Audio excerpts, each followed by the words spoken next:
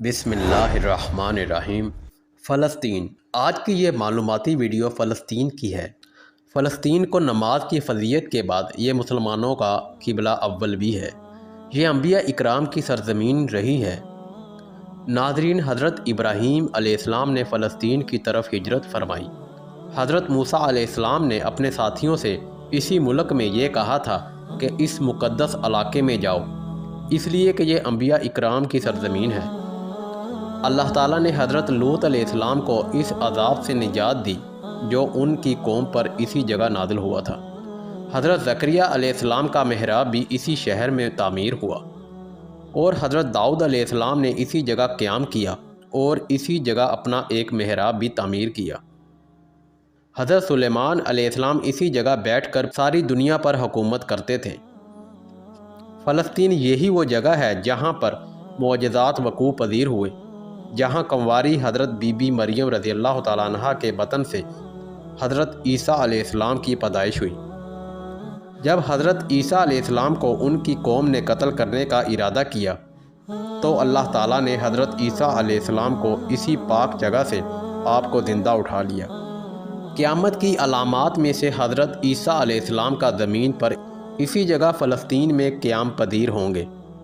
ہجرت کے بعد حضرت جبرائیل علیہ السلام دوران نماز اللہ کے حکم سے حضور صلی اللہ علیہ وآلہ وسلم کو مسجد اقصیٰ سے بیت اللہ کعبہ کی طرف رخ کروایا تھا۔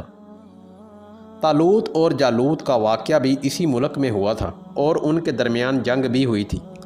فلسطین کے شہر میں ہی باب لوط کے مقام پر حضرت عیسیٰ علیہ السلام دجال کو قتل کریں گے۔ فلسطین سے ہی یاجوج ماجوج کا ظہور ہوگا اور یاجوج ماجوج اسی جگہ سے فساد کا کام شروع کریں گے۔ دور اسلام میں فلسطین میں حضرت عمر رضی اللہ تعالیٰ عنہ چل کر آئے اور مسجد اقصیٰ میں نماز ادا کی۔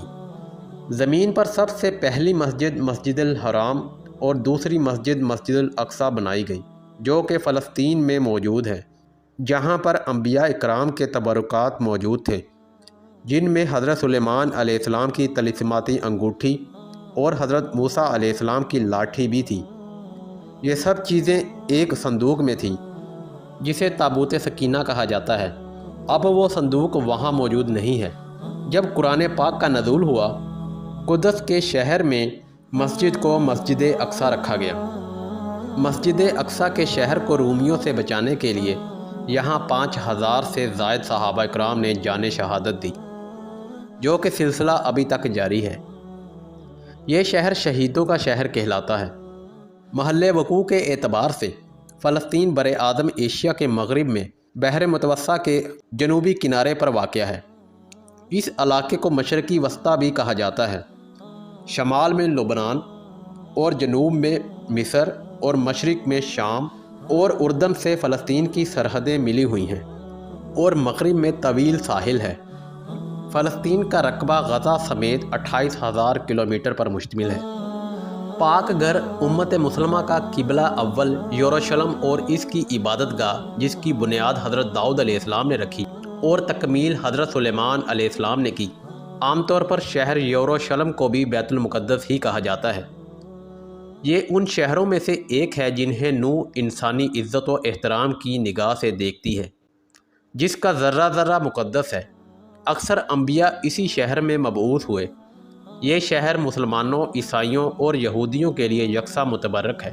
ان حضور صلی اللہ علیہ وآلہ وسلم ہجرت کے بعد صحابہ اکرام کو ساتھ لے کر 17 ماہ تک اسی طرف رخ کر کے نماز پڑھتے رہے۔ جب آپ صلی اللہ علیہ وآلہ وسلم معراج کے لیے گئے تو یہی مقام آپ صلی اللہ علیہ وآلہ وسلم کی پہلی منزل بنا۔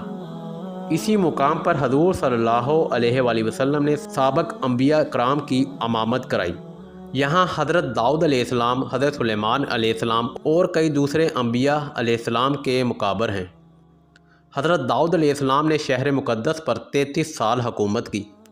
اس تمام عرصے میں اسرائیلی فوجوں کو سکون بہت کم ملا۔ البتہ ان جنگوں کا نتیجہ بنی اسرائیل کے حق میں اس لیے بہت زیادہ مفید رہا کہ بنی اسرائیل جو قبائلی عصبیت کا شکار تھے، مختلف قبیلوں میں بنے ہوئے تھے، ایک قوم بن گئے۔ حضرت داؤد علیہ السلام کی دلی خواہش تھی کہ وہ ایک معبد بنائیں، لیکن اسرائیلی روایات کے مطابق انہیں خواب میں بتایا گیا کہ اللہ کا مستقل گھر ان کے بیٹے کے عہد میں تعمیر ہوگا۔ چنانچہ حضرت سلیمان علیہ السلام نے تخت نشین ہونے کے بعد اس معبد کی تعمیر شروع کرائی۔ یہ عمارت اسی جگہ تعمیر ہوئی جسے داؤد علیہ السلام نے منتخب کیا تھا۔ اس عمارت کی تعمیر 7 سال تک مسلسل جاری رہی اور 2 لاکھ افراد اس کی تعمیر میں مصروف رہے۔ بعد میں یہ عمارت ہیکل سلیمانی کے نام سے مشہور ہوئی۔ ہیکل سلیمانی فن تعمیر کا ایک شاہکار تھا جس کی لمبائی 90 فٹ، چوڑائی 30 فٹ اور اونچائی 45 فٹ تھی۔ اس کے اندر پاک ترین جگہ بنائی گئی جہاں تابوت سکینہ رکھا گیا۔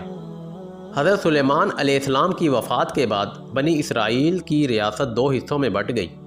اس کے ساتھ ہی بنی اسرائیل فاحش، حرام کاری اور عیاشی میں مبتلا ہو گئی اور انہوں نے ایک اللہ کو چھوڑ کر بتوں کی پوجا کرنی شروع کر دی۔